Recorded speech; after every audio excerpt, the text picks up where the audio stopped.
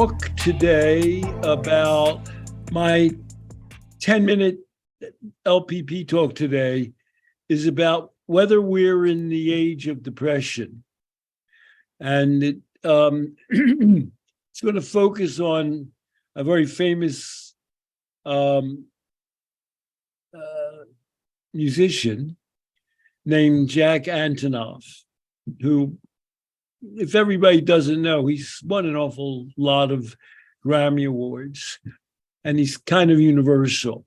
So I'm just going to begin by saying it would seem as though we're in the age of depression. All the indicators are, there's a regular Gallup poll, more and more people are taking antidepressants, are seeking treatment for depression, and are reporting that they're depressed. It's been going straight up virtually for the last 30 years.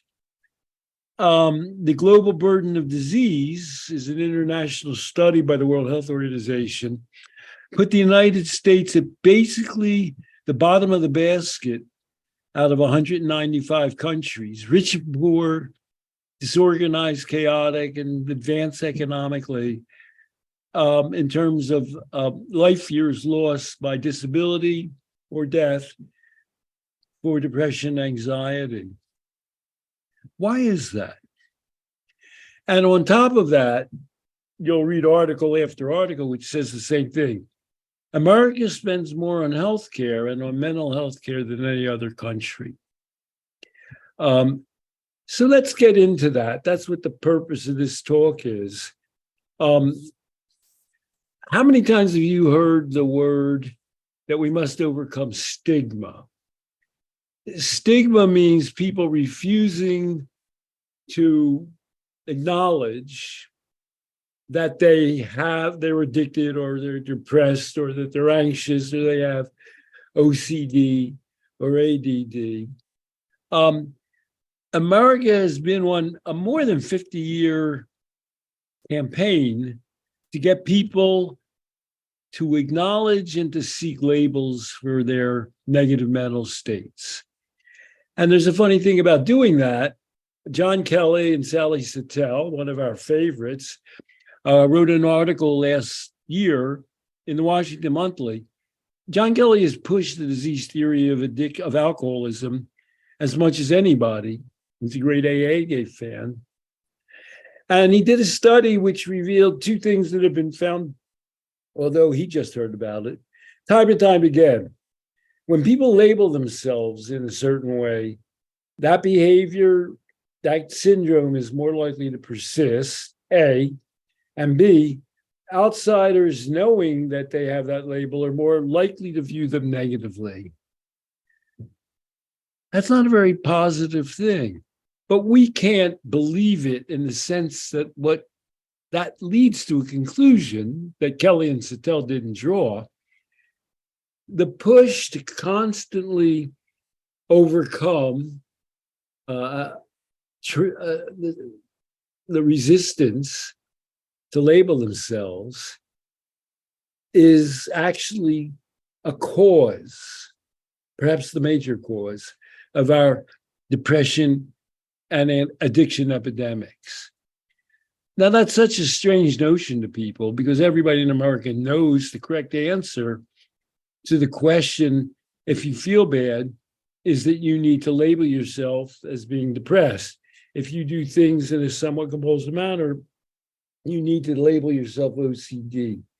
If you're jittery, you know that you need to call yourself ADHD. And there's still article after article, even to this day and age, even after we've been hearing the message of the need to overcome stigma, article after article in the New York Times and elsewhere, to this day, tells you, oh, you've got to be better at labeling yourself and more willing to label yourself as having ADHD. Here's what the signs are. And then they list some signs. And it's rare that you as a person won't have some of those symptoms. So let's turn to Jack Antonoff. I'll talk a little bit more about his accomplishments and his background, but he's spoken publicly about his struggles with depression, anxiety, and obsessive compulsive disorder, which is a pretty good laundry list. of modern mental conditions. As of June 2014, Antonoff was seeing both a therapist and a psychopharmacologist who was prescribing a variety of anti-anxiety and antidepressant medications.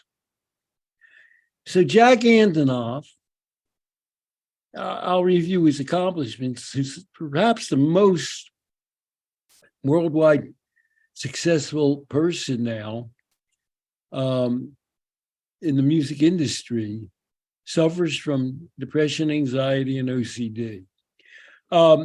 As a kid, he started joining bands, and his bands became more and more well-known. Steel Train, Fun, Bleachers.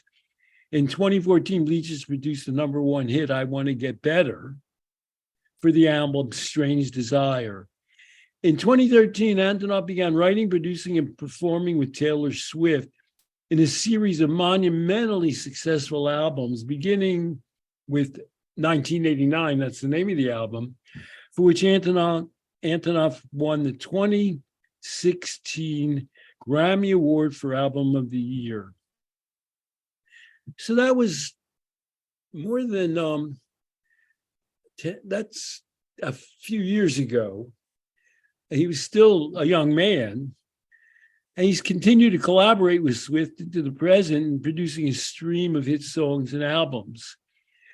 By the way, when he started working with Taylor Swift, he was known as a musician and as a lead singer and a group manager. So I want to say something great about Taylor Swift. Taylor was the first person who let me produce a song. Before Taylor, everyone said, "You're not a producer." It took Taylor Swift to say, "I like the way this sounds," which I think says something about Taylor. Taylor Swift is a risk-taking person. She started taking her songs to Nashville when she was a teenager. She's created her own venues for her music, her own framework, her own platforms. So despite they still work together. Antonoff works with other bands and singers, including Lorde and Lana Del Rey, with whom he's performed and produced also a series of prominent records. So as a result, Antonoff has received 8 Grammy Awards, 8. And just to throw out something else in 2015, Antonoff, I guess he had too much time on his hands. He started his own single stage music festival at the Stone Pony in Asbury Park, which is, of course, Bruce Springsteen's territory. Producing a mini festival, it's a lot of work. We might mention something about his intimate life because it's sort of prominent. Antonoff is not a classic Hollywood beauty, but he's had a very, I don't know what the right word to use is, successful, admirable. While he was still in school, he dated Scarlett Johansson for a couple years at the beginning of the century. After he moved out of his family home, he shared an apartment with his sister. He ended up moving to Brooklyn to live with Lena Dunham, with whom he was involved for quite a long time until 2018. And he still resides in the apartment that he shared with Durham, which is not far from where I am right now in Brooklyn, which also includes what I imagine to be a very professional recording studio. Since then, Antonoff has become engaged to actress Margaret Qualley, the daughter of actress Andie MacDowell, who's sort of an icon of her own. And Qualley is herself an acclaimed actress. Meanwhile, there's just a series of very endearing tweets where Qualley has sent out photographs declaring her love for Antonoff. And, you can look at the two of them. They look a little mismatched, but love is blind. And for his part, Antonoff has pronounced, he's now almost 40, that he's desperate to have children. So let's talk a little bit about Antonoff's personal upbringing. Antonoff is a person who has a claim to being traumatized. He has two sisters. He's close to his older sister. His younger sister died of brain cancer at age 13 when Jack Antonoff was still a senior in high school. He's very close to his older sister. And for high school, they lived in New Jersey. Antonoff and his sister commuted to Manhattan to attend a professional children's school. While there, he began to perform in a series of rock bands. So that tells you a little bit about Antonoff's privilege. He came from an educated, well-off family that encouraged him. Not everybody's parents sends you to attend and then live in Manhattan to go to school while you're still in high school. But doesn't fully extend to it, give the full extent of it. At the age of 15, Antonoff had a band, and he himself booked a tour of southern states, and his parents gave them their SUV as a van to drive around. And I use that term advisedly because he couldn't drive, so the bandmates had to drive. And this is how that experience came out. They didn't make any money, and they slept in anarchist bookstores. And what Jack Antonoff said is, half the time no one would show up, or the equipment would be too fucked up to play. But that's when I fell in love with touring. I just want to take one step back. Not many people's parents would say to their son, who showed a lot of young proclivities as a musician, sure, go tour the South with your teenage friends. Here's a car. You're 15, and you'll make do. And then when he did that, it wasn't an overwhelming success because who were they at the time? But it didn't bother him. I mean, most people, if you were going to perform, nobody was there, you get anxious, depressed. And if the arrangements were always getting fucked up, that would be a little challenging emotionally. He overcame all of that. There used to be a term for that. That term was resilient. And the one thing you could say about all of that is, his parents should be a musician because he can tolerate all of the negatives of that experience, the screw ups, the lack of reception, and yet he may do. And so I don't know what his OCD comes from, but he's probably a guy who really takes care of details. So I want to take one step back. I began by asking the question, why are we in an age of depression? It's because we're encouraged to seek labels for our conditions, for our feelings. We used to consider people who walk the streets muttering to themselves, I'm 77, as I often mention, muttering to themselves as we called them mentally ill. That image is now as outdated and unenlightened as, as segregation. It seems that everyone, despite their successful achievements and social connections and status, now declares that they are mentally scarred and depressed, and they feel bad. And the other example that we've discussed before is Taylor Swift. Taylor Swift is beyond belief. Besides being beautiful and talented, being a bit of a health nut, being connected around the world, she's not only produced a series of hit albums, she now controls the platforms that are out. She's beaten out Sony and Decca, whoever's Capitol Records, who's ever she puts out her own music and's cut out the middleman. She's like Amazon. She beats out multi-billion-dollar international entertainment conglomerates. in that regard, Antonoff is perhaps the most successful, diversified, and recognized music creator in the world today. One with positive connections with an almost infinite number of major musical organizations and recording stars. Not to mention having had intimate relationships with some of the most attractive, talented, and powerful women in the entertainment world. And now we've been taught that to understand that he's suffering from mental illness. And the question we have to ask ourselves is this a positive step? Let's return to Kelly and Sattel. When people give themselves a label of being depressed and anxious, they're more likely to maintain that depression and anxiety. There used to be a concept called resilience. And if you were to look back on Jack Antonoff saying, well, when he was 15, he went around and a lot of times the arrangements are screwed up and there's no audience and he didn't get paid. And he said, I love this. This is what I want to do. That used to be called resilience. We don't have resilience anymore. Now we have people who are survivors. Usually they've survived trauma. And, his younger sister died, although he was a senior in high school, it wasn't a childhood event for him.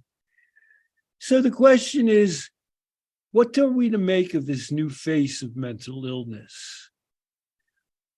And my answer is a little different than virtually anybody else's answer.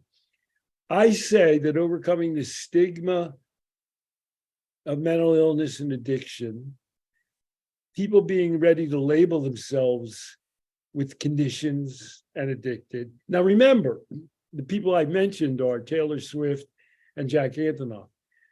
It's a whole other category to talk about people who are what we used to consider. There are homeless people in New York who walk around talking to themselves and screaming out in anger and sometimes assaulting other people. That's not Taylor Swift and Jack Antonoff.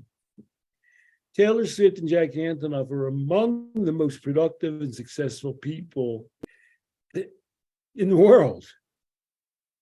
And why is it that they are telling everybody that Taylor Swift says she can't sleep and she's depressed? What's going on? There's been a cultural transition from the idea that people can feel bad and have down moments when things aren't working well for them. And they can look at those things and they can do several things. One, the bad thing to do is to shrug it off and say, well, I'll get better. Things will be better down the road. That used to be the mantra people had. Things will improve. That's not the mantra people have now. The mantra people have now is you've got to look at that, label it, focus on it, and make that the defining trait of your personality and of your life. And let me bring this little presentation to an end by saying, is that really working well? One last thing, Jack Antonoff says he's desperate to have children, a family of his own. And I wonder a little bit about taking that seriously. He's 39 now. He could have had children if he wanted to. Perhaps he shouldn't date superstars, but have a more average person if that's what he really wanted to focus on. But even that, he could have done it. He hasn't done it. And I could ask, why hasn't he done it? And then the next question to ask is, how old were his parents when they had children if he was 15 and they lent him their SUV? I mean, were they 40 at the time?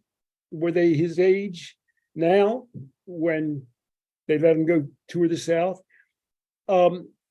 His parents probably just didn't worry as much about all these things. And they did something which at least ended up with him being extremely capable and successful. That's not the end all and be all of life. He has an older sister who's a very successful fashion designer. What will Jack Antonoff be like as a parent? If he really is, it's true that he wants to be a parent. If he's anxious and depressed, Does he have the emotional resilience to be a parent? Will he give his own children the kind of range that he had when he was a kid, that his parents gave him? Because I think, as we have said many times, that that's the best path towards mental health, resilience, and avoiding addiction for any young person. So those are the questions I wanted to allow you to ponder in the age of depression, thinking about Jack Antonoff.